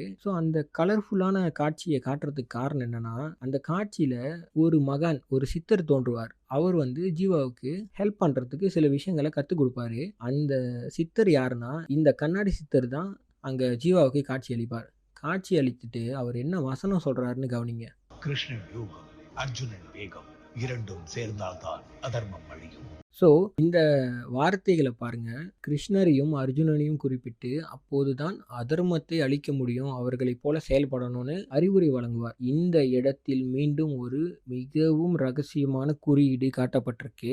இவர் ஜீவாவுக்கு உதவும் போது அவருக்கு பின்னாடி கண்ணாடி சித்தருக்கு பின்னாடி ஒரு சிவலிங்கம் காட்சிப்படுத்தப்பட்டிருக்கும். அந்த சிவலிங்கத்துல ஒரு வேல் இருக்கும் பாருங்க. பொதுவா சிவலிங்கத்துல பட்டை அடிச்சிருந்தா அது எல்லா இடத்துலயும் இருக்கிற ஒரு குறியீடு. அதை நம்ம ஒன்றும் சொல்ல முடியாது. ஆனா எதற்காக வேல் இருக்கணும்? சிவலிங்கத்துல ஏங்க பட்டை அடிக்கப்பட்ட சிவலிங்கத்துல வேலும் இருக்கணும்? அது அவருக்கு பின்னாடி இருக்கிற மாதிரி ஏன் காட்டணும்? இந்த நபர் வந்து முருகர் மட்டும் இல்ல, சிவலிங்கத்தை காட்டி வேல் இருக்கிறதையும் காட்டி சொல்றதுக்கான காரணம் என்ன? இந்த திரைப்படம் கண்ணாடி சித்தர், திருவண்ணாமலை, சிவலிங்கம், வேல் இந்த குறியீடுகளோடு இருக்கக்கூடிய காட்சிகளை வைத்து என்ன சொல்ல வராங்க பிராமணர்கள்? மர்மம் விலகி உண்மை வெளிப்பட போகுது. ரொம்ப பக்கத்துல வந்துட்டோம். இன்னும் சில தகவல்களை மட்டும் பார்த்துட்டு இறுதியா தெளிவான உண்மையையும் பார்க்கலாம். ஆல்ரெடி ஆல்ரெடி இப்பவே உங்களுக்கு ஒரு ஐடியா வந்திருக்கும். இன்னும் 3 தகவல்களை பார்த்த பிறகு உண்மையான முருகருடைய சமாதி எங்கு உள்ளது என்ற உண்மையை தெளிவாகவும் விவரமாகவும் பார்க்கலாம். இப்போ அடுத்து 2 பாடல்களை கவனிக்கணும். முதல் பாடல் திருவண்ணாமலை படத்துல,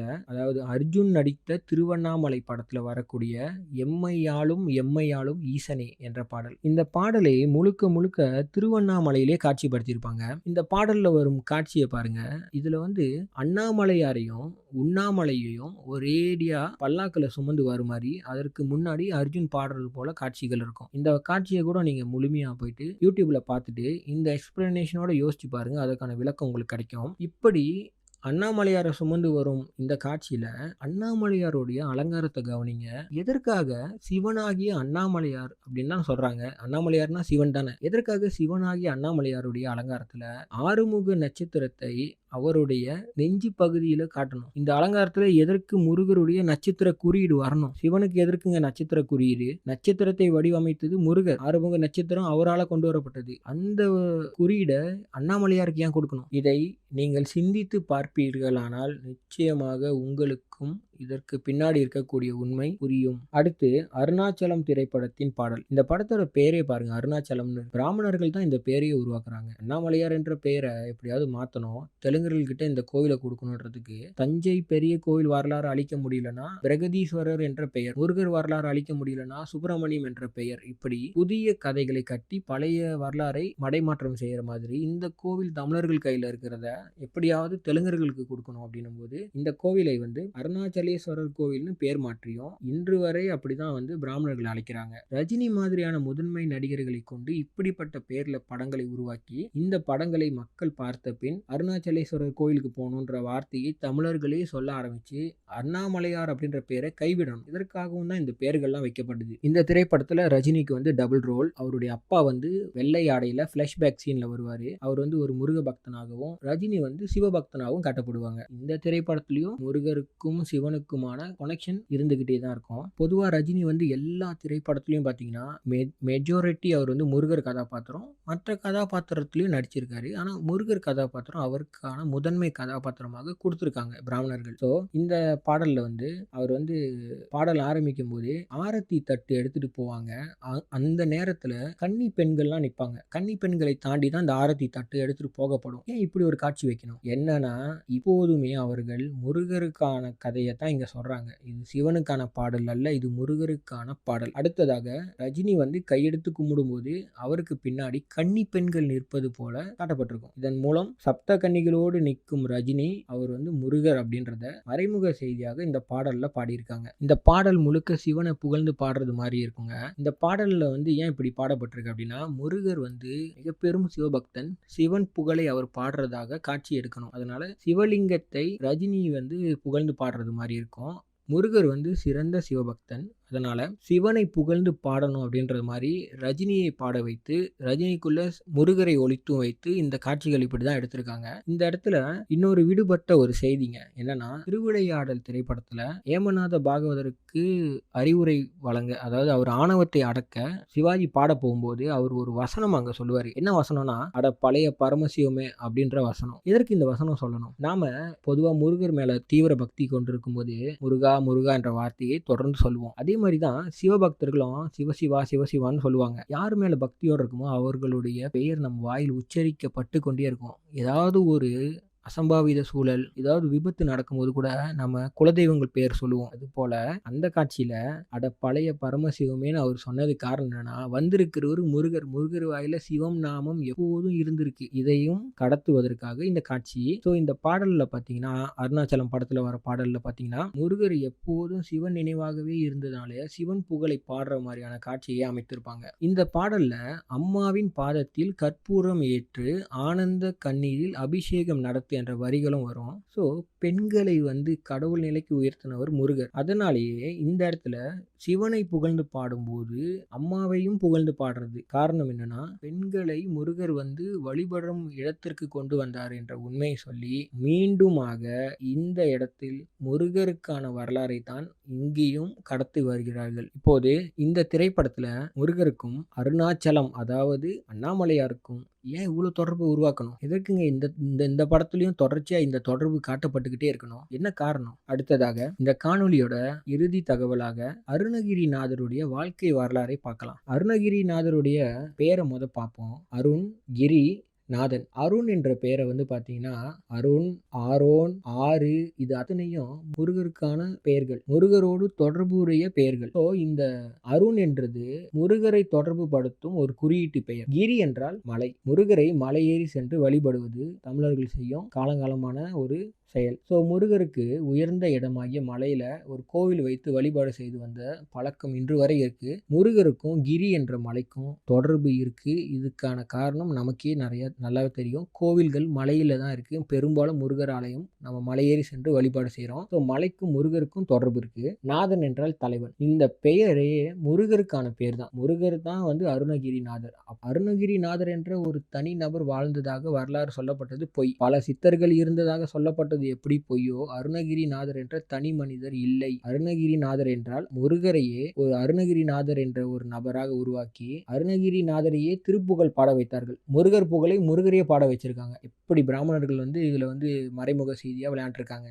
அருணகிரிநாதர் பார்த்தீங்கன்னா, அவர் ஒன்றுக்கு மேற்பட்ட பெண்களோடு அவர் இருந்ததால அவருக்கு ஒரு கொடிய நோய் வந்திருக்கிற மாதிரி அவருடைய வாழ்க்கை வரலாறுல சொல்லப்பட்டிருக்கு. முருகருக்கும் 2 மனைவி என்ற தவறான கதை ஒன்று இருக்கு. ஸோ ஒன்றுக்கு மேற்பட்ட பெண்கள் என்ற தொடர்பு அருணகிரி கதையிலும் இருக்கு, முருகருடைய பொய்யான வரலாறுலையும் இருக்கு. இதன் மூலம் இங்கேயும் அருணகிரிநாதரும் முருகருடைய பொய்யான வரலாறோடும் தொடர்பு படுறாரு. ஸோ முழுக்க அருணகிரிநாதர் முருகர் தான். அதனாலதான் இந்த மாதிரி அவர் இருந்ததாக, பெண் பித்தனாக இருந்ததாக ஒரு தியாகராஜனை கெட்ட நபர் போல சித்தரித்து கதை எழுதியிருக்கிறான் பிராமணன். எவ்வளவு வக்கரம், வன்மம், முருகரை எவ்வளவு இழிவுபடுத்தணுன்ற அந்த ஒரு எண்ணம், இதெல்லாம் பிராமணர்களுக்கு மட்டும்தான் இப்படி ஒரு எண்ணம் வரும். முருகர் செய்த செயல்களுக்கு உலகமே திருப்பி அவருக்கு எந்த விதத்துல நன்றி செலுத்தினாலும் அது ஈடாகாது. வாழ்க்கையை முழுக்க தமிழர்களுக்காக வாழ்ந்தார். பொதுவாக அனைவரையும் அரவணைப்பவர் முருகர். அவரை இவ்வளவு கொச்சையா பிராமணர்களால மட்டும்தான் கதை எழுத முடியும். அருணகிரிநாதருடைய கதையில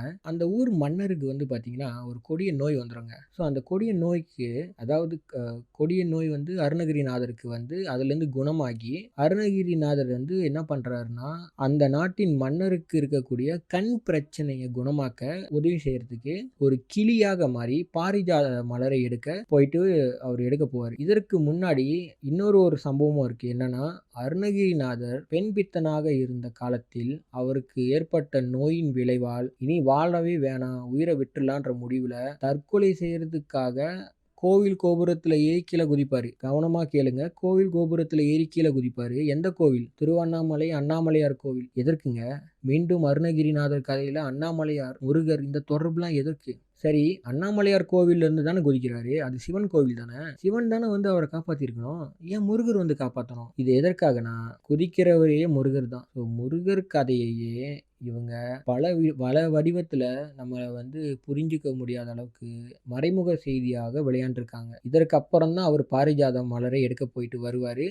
அப்போது அவருடைய உடல் அந்த கோவிலுள் எரிக்கப்பட்டதாகவும் புதைக்கப்பட்டதாகவும் ஒரு புனைவு கதை இருக்கு. ஆனா அங்க உள்ள மக்களுக்கு செவி வழி செய்தியாக இன்று வரை அருணகிரிநாதருடைய உடல் அந்த கோவில்ல தான் இருப்பதாக ஒரு வார்த்தை அங்க சொல்றாங்க. அங்க அனைவருக்கும் இப்படி ஒரு நம்பகத்தன்மையான ஒரு செய்தின்னு சொல்லி நம்புறாங்க. இந்த செய்தியை பரப்புனதே பிராமணர்கள். எதற்காக? அருணகிரிநாதருடைய உடல் திருவண்ணாமலையில இருக்குதாக சொல்லப்படணும். திருவண்ணாமலை கோவில்ல தீமிதி திருவிழா நடத்துறாங்க. உலகத்துல பாருங்க, சிவன் கோவில்கள்ல பொதுவா தீமிதி திருவிழா நடக்காது. மாரியம்மன் கோவில், முருகர் கோவில்ல நடக்கும். எதற்காக திருவண்ணாமலையில தீமிதி திருவிழா நடத்தணும்? இப்போது இவ்வளோ நேரம் நீங்க பார்த்த இந்த அத்தனை விளக்கத்தோடு உறுதியாக முருகருடைய சமாதி திருவண்ணாமலையில் இருக்கும் அண்ணாமலையார் கோவிலில் உள்ளது. திருவண்ணாமலையில் இருக்கும் அண்ணாமலையாரே முருகர் தான். ஸோ பாரிஸ்லலாம் நம்மளுடைய முருகரோட சமாதி கிடையாது.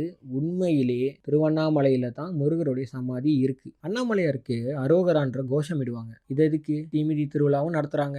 முருகருக்கு சொல்லக்கூடிய அரோகராவை அண்ணாமலையாருக்கு சொல்றாங்க. இந்த அத்தனை தகவலையும் இணைத்து நீங்க சிந்தித்து பார்த்தால் முருகரே அண்ணாமலையார், அவருடைய சமாதி திருவண்ணாமலை கோவிலில் தான் உண்டு. அதனால தான் அருணகிரி உடல் இங்கு இருப்பதாக கதையை உருவாக்கி அந்த கதையை அங்கே பரப்ப செய்து இந்த தகவல் மூலமாக முருகர் உடல் இங்கே தான் இருக்குன்ற உண்மையை பிராமணர்கள் மறைமுகமாக கடத்துகிறார்கள். இப்போ சொல்லுங்க, எது உண்மை? உண்மையிலே முருகரோட சமாதி பாரிஸ்ல இருக்கா இல்ல இங்க இருக்கா? டாவின்சி கோட் என்ற ஒரே ஒரு திரைப்படத்தை கட்டுடைத்து இந்த உண்மையை அறிந்து கொண்டேன் என்று அவர் சொல்றாரு. இது எந்த விதத்துல நியாயம்? இது எந்த விதத்துல சரியான ஒரு தகவல்? இத்தனை திரைப்படங்கள்ல இருக்கக்கூடிய குறியீடுகள்லாம் வேற எதுக்கு? ஸோ ஒரு திரைப்படத்துல அவர் பார்த்து சொல்லிட்டா அது சரியா இருக்கும். இதுதான் ஆசிவக மக்களுடைய சிந்தனையா? ஒரே ஒரு நபர் ஒரு செய்தியை சொன்னா அதை எந்த ஒரு கேள்வி ஞானமும் இல்லாம ஏத்துக்கிறது எப்படிங்க சரியா இருக்கும்? நம்மளை சுற்றி இவ்வளோ குறியீடுகள் இருக்க, இதற்கெல்லாம் எதுக்குமே எந்த அர்த்தமுமே இல்லையா? டிசிபி என்ற பேரே தமிழ் சிந்தனையை மலமாக்க வந்தவர். சிபி தெளிவாக தான் பேர் வச்சிருக்காங்க. 20 வருடத்துக்கு முன்னாடி இவர் பெங்களூருக்கு போனது, வேலை செஞ்சது, இலங்கை தமிழர்களுடைய சூழலை கவனிச்சு அதனால மனம் முடிஞ்சு இங்கே வந்தது, இது அத்தனையும் கட்டுக்கடை பச்சை பொய். இவர் அங்கே போய் வேலை செய்து சில காலத்துக்கு பிறகு அவருக்கு நல்லா ட்ரைனிங் கொடுத்துருக்காங்க. இவரோட தாய்மாமன் யாருன்னு உங்க அனைவருக்கும் தெரியும். அவர் எவ்வளவு பெரிய இன்ஃப்ளூயன்ஸ் ஆன ஆளு. அவர் ஒரு ஃப்ரீமேசன். அவரோட மச்சானாகிய இவர் யாரு? இவரும் ஒரு ஃப்ரீமேசன் தான். இவங்களுக்கு நம்ம வரலாறு தெளிவாக சொல்லப்பட்டிருக்கு. உடையார்களுக்குள்ள கலப்பு கலந்த பார்கவ குலத்தை சார்ந்த நபர் இவர். இப்படிப்பட்ட ஒரு செயலை சொல்லணும்னா, மக்கள்கிட்ட இந்த மாதிரியான ஒரு பொய்யை பரப்பணும்னா எடுத்தோன்னெல்லாம் பரப்பிட முடியாது. ஒரு நல்ல யுகம் வருது. அந்த யுகத்துல தமிழர்களுக்கு நிச்சயமா உண்மைகள் புலப்படும். பிராமணனே இவ்வளவு மெனக்கடுறான், நம்ம தெய்வங்கள் நமக்கு எதுவுமே செய்யாமையா இருப்பாங்க? அவங்க எப்படியாவது இந்த சிந்தனையை வெளியே கொண்டு வந்துருவாங்க. யாரோ உருவாகுவாங்க. அது நடக்கிறதுக்கு முன்னாடி போலியை உருவாக்கணும்னா போலிக்கு உண்மையை சொல்லி உண்மையை பேச வைத்து மக்களை அவர் பின்னாடி திரட்டி கொண்டு வந்து என்னென்ன உண்மையை சொல்லியிருக்காங்க? நமக்கு ஆசிவகம்னா தெரிஞ்சிருச்சு, வரலாறு கொஞ்சம் தெரிஞ்சிருச்சு, தமிழ் தேசியம் புரிஞ்சிருச்சு. இதெல்லாம் கிடைச்சா மட்டும் நம்ம யூதனை வென்று எல்லாத்தையும் சரி செய்திட முடியுமா? நமக்கு நம்முடைய ஒவ்வொரு கடவுளர்களுடைய சமாதி எங்க இருக்குன்னு தெரியும். அத்தனை சமாதியும் நம்ம கிட்ட தான் இருக்கு, எதுவுமே வெளியே இல்லை. நாம இதையும் தேடுவோம்னு அவனுக்கு தெரியும். அதனால இவரை ட்ரெயின் பண்ணி கொண்டு வந்து நமக்கு உண்மைகள் கொஞ்சம் சொல்லிட்டு அதற்கப்புறம் இவர் மூலமாக சமாதி வெளியே இருக்கிறதா காட்டப்படுறது. இதைத்தானுங்க பிராமணனும் செய்தான். சிவனுடைய உண்மை வரலாறை அழிச்சிட்டு இமயமலையில் இருக்காருன்னா, அதாவது தமிழ்நாட்டை விட்டு வெளியே, அடுத்து முருகரை மட்டும் விட்டுட்டாங்க. ஏன்னா முருகரை நம்ம கிட்ட முழுமையாக எந்த விதத்துலையும் அவங்களால எடுத்துட்டு போக முடியல. விநாயகரை வடக்குன்ட்டாங்க, திருமாலை பெருமாளாக்கி ஆந்திராவில் கொண்டு போய் கொடுத்துட்டாங்க, கிருஷ்ணரை வடக்கில் கொடுத்துட்டாங்க. இப்படி எல்லாத்தையும் வெளியே கொடுத்துட்டு வெளியிலேருந்து தான் உங்களுக்கு எல்லாம் வந்ததாக தமிழர்களை பிராமணர்கள் ஏமாத்தினாங்க. இவர் என்ன செய்யறாரு? நம் கடவுளர்களோட சமாதி பாரிஸ்ல இருக்கிறதா வழிகாட்டுறாரு. இப்போ எவ்வளவு ஒரு பிராமண சிந்தனை! இதெல்லாம் பிராமண சிந்தனை தான் இவரை இங்கே கொண்டு வந்து சேர்த்தது. அதனால தான் நான் இவரை தமிழ் சிந்தனையை கெடுக்க வந்த மலம் என்றேன். டிசிபி ஒரு பொய் சொன்னா அதில் உண்மை கலந்துருக்கணும். இது எல்லாம் கேட்ட வார்த்தை தான். டிசிபி சொன்ன உண்மை எது பொய் எதுன்னு பார்க்கலாம். இவர் அந்த பாரிஸ் காணொலியில் மேரி மக்தலினுக்கும் ஜீசஸ்க்கும் நடந்த திருமணம், அதற்கப்புறம் அவங்க காஷ்மீரில் வாழ்ந்து குழந்தைகள் பெற்று காய்ச்சிய நீர் தான் காஷ்மீர் அப்படின்னு சொன்ன விளக்கம், இதெல்லாம் உண்மை. இதற்கு பின்னாடி முருகர் தான் முதல் உலகத்தின் தீர்க்க ரேகையை வடிவமைத்தார். பிறகு திருமால் அந்த தீர்க்க ரேகையை இரண்டாவதாக மாற்றி அமைத்தார். இதுவும் உண்மை. இந்த ரெண்டு உண்மைக்கு நடுவில் ஒரு பொய் சொன்னார். என்னன்னா, முருகர் சமாதியும் திருமால் சமாதியும் பாரிஸும் வெஸ்ட்மினிஸ்டர்லையும் இருக்கிறதாக கதை. அதான் சொல்கிறேன், ஒரு பொய் சொன்னால் உண்மை கலந்துருக்கணும்ல. ஸோ உண்மையை ஆரம்பத்துலேயும் கடைசிலையும் சொல்லிட்டு பொய்யை நடுவில் வச்சுட்டாரு. நாம் என்ன நினைப்போம்? ஐயோ இதெல்லாம் கண்டுபிடிச்சிட்டாரு, இப்படிலாம் கண்டுபிடிச்சிட்டாரு, இதெல்லாம் அவர் சொன்னால் சரியாக இருக்கும் அப்படின்னு நினைக்கிறோம். ஆனால் நம்ம கிட்ட இருந்து எதையும் அவங்க எடுக்க முடியும். நம்மக்கிட்ட இருந்து செல்வங்களை எடுத்துட்டாங்க, வரலாறு எடுத்துட்டாங்க, அதிகாரத்தை எடுத்துட்டாங்க, மொழிக்கு எந்த ஒரு அங்கீகாரமும் இல்லாத நிலைக்கு தள்ளிட்டாங்க, வறுமையிலையும் நம்மள ஏழ்மையிலையும். ஆனால் நம்மக்கிட்ட இருந்து அவங்களால ஒன்று எடுக்க முடியாது. என்ன தெரியுங்களா? கடவுளர்களுடைய சமாதி. இந்த சமாதிகளை அசைக்கு கூட பார்க்க முடியாத அளவுக்கான செயல்பாடுகளை மிகப்பெரிய ஒரு நபர் செய்திருக்கிறார். உலகத்தின் தலை சிறந்த இன்ஜினியர், கல்லணை கட்டிய கரிகால சோழன், பரதத்தை ஆண்ட பரதராசன் நமது திருமால் தாங்க. நமது திருமால் செய்து வைத்துட்டு போன சாதனையை பார்க்க தானே போறீங்க. அடுத்து காணொலிகள்லாம் இருக்கு. அந்த காணொலியில் என்னென்ன இருக்குன்னு நீங்கள் பாருங்க. இவர் பண்ண என்னென்ன பிழைய அந்த காணொலியின் மூலமாக கட்டுடைத்து எது உண்மையோ அதை நம்ம பேச வேண்டிய காலத்தில் இருக்கோம் இன்னைக்கு. மீண்டும் சொல்கிறேன், வெளியே தான் இருக்குன்னு நீங்கள் நினைக்கிறது வெளியே எதுவும் இல்லை, அத்தனையும் நம்மக்கிட்ட தான் இருக்குது. நமக்கு தேவைப்படுறது நமக்கு தெரிஞ்ச இடத்துல தான் இருக்குது. நமக்கு தேவைப்பட்டது நமக்கு தெரிஞ்ச இடத்துல தான் இருக்குது. இந்த வசனத்துக்கு பிறகு பாருங்க, கார்த்திகை தீபம் ஏற்றப்பட்டது போல விளக்கோலிகள் இருக்கிற மாதிரி ஒரு வீட்டை அவங்க லைட்லேயே டெக்கரேஷன் பண்ணியிருப்பாங்க அந்த காட்சியை. நீங்கள் அந்த காட்சியை ரியலாக அந்த அகத்தியா திரைப்படத்தில் பாருங்கள். ஏன் இந்த மாதிரி ஒரு வசனம் அதுக்கு பின்னாடி இந்த காட்சி காட்டப்படணும்? முருகருடைய கோவிலுங்க. முருகருடைய கோவில் என்பது, முருகருடைய வீடு என்பது திருவண்ணாமலை. அவருடைய சமாதி அங்கே தான் இருக்கு. அதற்காக இந்த வசனத்தை சொல்லி அடுத்த காட்சியிலே ஒரு வீடை அது ஜொலிக்கிற மாதிரி காட்டுறது. முருகருடைய மகர தீபம் ஏற்றும் இடம் எல்லாம் நமக்கு தெரியும். இப்போ உங்களுக்கு ஒரு சந்தேகம் வந்திருக்கும். என்ன சந்தேகம்னா, சரி முருகர் சமாதி அடைந்தது இலங்கையில், நீங்க என்ன திருவண்ணாமலையில் இருக்கிறதா சொல்றீங்க, எப்படி திருவண்ணாமலைக்கு வரும்னு உங்களுக்கு ஒரு கேள்வி வந்திருக்கும். நான் இதுக்கான விளக்கத்தை சொல்ல கடமைப்பட்டிருக்கேன். என்னுடைய வார்த்தைக்கு நான் தான் பொறுப்பு. கண்டிப்பா நான் இதுக்கான விளக்கத்தை கொடுக்குறேன். ஆனா உங்ககிட்ட நானும் ஒரு கேள்வியை முன்வைக்கிறேன். இலங்கையில இருந்து பாரிஸுக்கு எடுத்துட்டு போயிட்டாங்கன்னு சொன்னப்ப மட்டும் எத்தனை பேருங்க அது எப்படி சரியா இருக்கும்னு கேள்வி கேட்டீங்க? இலங்கையில இருந்து பாரிஸ் எவ்வளவு தூரம், தமிழ்நாடு எவ்வளவு பக்கம், இவ்வளவு பக்கத்துல இருக்குன்னு நான் சொன்னாலும் உங்களுக்கு சந்தேகம் வரும். ஆனா பாரிஸ்ன்னு சொன்னா எத்தனை பேர் சந்தேகப்பட்டோம்? அது உண்மை தானே நம்பணும். பாரிஸ்லயே இருக்குன்னா நம்புறோம், பக்கத்துல இருக்க தமிழ்நாட்டுல இருக்குன்னா நம்ப மாட்டோம். யாரும் நம்ப வேணாம். கேள்வி ஞானமே சிறந்த ஞானம். உங்களுக்கு இந்த மாதிரி கேள்வி கண்டிப்பா வரணும். ஆனா என்கிட்ட மட்டும் வராம உங்களுக்கு அங்கேயும் வந்துருச்சுன்னா அந்த கேள்வி சரியா இருக்கும். இப்ப முதல்ல இலங்கையில முருகர் சமாதி அடைந்தாரான்னு கேட்டா, ஆமா, இலங்கையில தான் முருகர் முதல்ல சமாதி அடைந்தார். ஆனா இலங்கையில என்னென்ன சூழல் இருந்ததுன்றதை நம்ம புரிஞ்சுக்கணும். இலங்கையில என்னதான் போருக்கு பிறகு முருகர் அனைவரையும் அரவணைத்து கொண்டு ஒரு புதிய வாழ்க்கையை உருவாக்கி கொடுத்து நல்ல வழியில் எல்லாரையும் வழி நடத்திட்டு சமாதி கொண்டாலும், மலை மக்களுக்கு அவர்களுடைய உறவினர்கள், சொந்த பந்தம் அத்தனை பேரையும் போர்ல இழந்த ஒரு வலியும் ஒரு முரணும் மனசுக்குள்ள இருந்துக்கிட்டு தான் இருந்துச்சு. இது ஒரு காரணமாக இப்படியே இருந்தனால தானே ராமன் ராமாயண காலகட்டத்தில் முருகர் மக்களை எல்லாம் சண்டை போட கொண்டு போனான். யோசிச்சு பாருங்க. ராவணர்களுடைய மக்களும் ஒரு காலத்துல, அதாவது மலை மக்களிலிருந்து ஒரு பெரும் ஆளுமை உருவாகும் போது அதற்கு முன்னாடியே என்னதான் இவர்களுக்குள்ள இந்த போர் நின்றிருந்தாலும் ஒரு முரண் இருந்துகிட்டே இருந்துச்சு. இதை குபேரன் கிட்ட இருக்கக்கூடிய அடையாள குறியீடாகிய கீரியையும் பாம்பையும் வைத்து இவங்களுக்குள்ள சண்டை இருந்தது என்பதை கடத்துவதற்காக காட்டப்பட்டிருக்கு. ஸோ இவங்களுக்குள்ள உண்மையிலே எவ்வளோ காலம் ஆனாலும் ஒரு முரண் இருந்திருக்கு. இதெல்லாத்தையும் சரியாக உணர்ந்த முருகருடைய சித்தர்கள், அந்த குருகுலத்தில் பயின்று வந்தவர்கள், அவங்களும் என்ன பண்ணியிருக்காங்கன்னா, சில காலங்களுக்கு பிறகு இந்த முரண்கள்லாம் இருந்துகிட்டே இருக்கிற காரணத்தினால் இடம் பெயர்ந்திருக்கிறாங்க. மகாபாரதத்தில் கூட பஞ்ச பாண்டியர்களில் 2 நபர்கள் இலங்கை தமிழர்கள். ஸோ இவங்க ராமாயண காலத்து கட்டத்துக்கு முன்னாடியே தமிழ்நாட்டுக்குள்ள வந்திருக்காங்க. இல்லைன்னா ராமாயணம் காலகட்டத்தில் வந்திருக்கணும். ஏதோ ஒரு காலகட்டத்தில் நிச்சயமாக தமிழ்நாட்டுக்குள்ள இவங்க வந்துட்டாங்க. ஸோ இங்க தான் 6 படை வீடு இருக்கு தமிழ்நாட்டுல. எதற்கு இருக்கணும் 6 படை வீடு? படை மக்கள் அன்னைக்கு பார்த்தீங்கன்னா விமானப்படையும் கப்பல் படையும் இல்லை. மற்றபடி அம்பு எய்துறவங்க தனி ஒரு படை, நேரடியாக போர் பண்ணுறவங்க, இன்னும் ஆயுதங்கள் பார்த்தீங்கன்னா பயன்படுத்தி போரில் விதவிதமாக போர் பண்ணக்கூடியவங்க இருப்பாங்க. இவர்கள் எல்லாரும் முருகருடைய படை மக்கள். சிவன் காலகட்டத்திலே இரும்பு கண்டுபிடிக்கப்பட்டதால ஆயுதங்கள் எல்லாருக்குமே கிடைச்சிருச்சு. ஆயுதங்கள் பயன்படுத்துகிற பயன்பாடெல்லாம் எல்லாருக்கிட்டேயும் இருக்குது. ஸோ ஆயுதங்கள் எல்லாரும் வைத்திருக்கும் போது போரில் போடுறதுக்கு அந்த மன துணிச்சல் எல்லாமே இருக்குது. போருக்கும் பிறகு முருகருடைய சமாதியை காலத்தை உணர்ந்த சித்தர்கள் இங்கே இருக்கிறத விட தமிழ்நாட்டுக்கு கொண்டு போகிறது சரின்னு கொண்டு வந்திருக்காங்க. இலங்கையில் சமீபத்தில் நடந்த போரெல்லாம் சிந்திச்சு பாருங்க. எத்தனை கோவில் அழிக்கப்பட்டுச்சு விடுதலை புலிகளுடைய காலகட்டத்தில். அவங்க போரில் கலந்துக்கிட்ட அந்த நேரத்தில் எவ்வளவு கோயில்களை இலங்கை இராணுவம் அழித்தார்கள். என்னென்னமோ நடந்துச்சு. கொத்து குண்டுகள் போட்டாங்க. இதெல்லாம் அங்க சமாதி இருந்திருந்தா என்னவா ஆயிரு. காலத்தை உணர்ந்த சித்தர்கள் நிச்சயமா தமிழ்நாட்டுக்கு கொண்டு வந்திருக்காங்க. தமிழ்நாட்டில் அவங்க முருகரை வழிபட்டிருக்காங்க.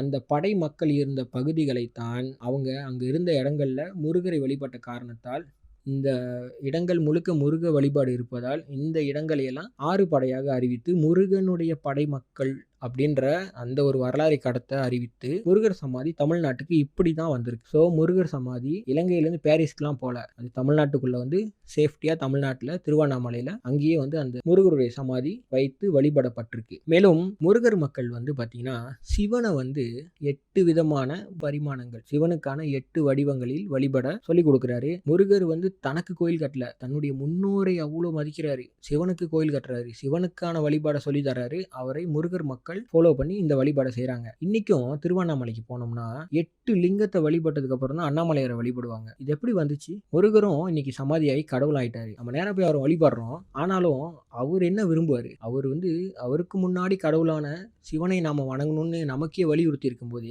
அங்கு அந்த நம்மளுடைய முருகர் கடவுளுடைய சமாதியை போய் வணங்குறதுக்கு முன்னாடி அங்க என்ன மாதிரி ஒரு அழகான விஷயம் பண்ணியிருக்காங்கன்னா, லிங்கத்தை வழிபட்ட பிறகு, சிவனை வழிபட்ட பிறகே அண்ணாமலையாரை வழிபடுறது முன்னோரை வழிபட்ட வழிபட்ட பிறகு முருகரை வழிபடுற மாதிரி, சிவனை வழிபட்டு முருகரை வழிபடுற மாதிரி, இந்த புரிதல்ல நீங்க பாத்தீங்கன்னா ரொம்பவே தெளிவாக அங்க வரலாறு இருக்கு. ஆனா அதற்கு வேற வேற காரணம் சொல்லியிருக்கான் பிராமணன். அங்க இருக்கிற லிங்கங்களுக்கு வெவ்வேறு காரணங்கள்லாம் அவன் சொல்றான். ஸோ அது எல்லாத்தையும் தவிர்த்துட்டு நாம பார்த்தோம்னா இதை தமிழர்கள் அங்க செய்திருக்கிறாங்க. இதற்கு காரணம் முருகர் அவங்களுக்கு கற்றுக் கொடுத்த சிவ வழிபாடு. இவ்வளவு விஷயங்களையும் நான் சொல்லிட்டேன். இருந்த போதிலும் நீங்க நம்பலனா இருக்கிறதுலே மிகப்பெரிய ஆயுதமாகிய பிரம்மாஸ்திரத்தை பயன்படுத்துறேன். பிரம்மாவே முருகர் தானே.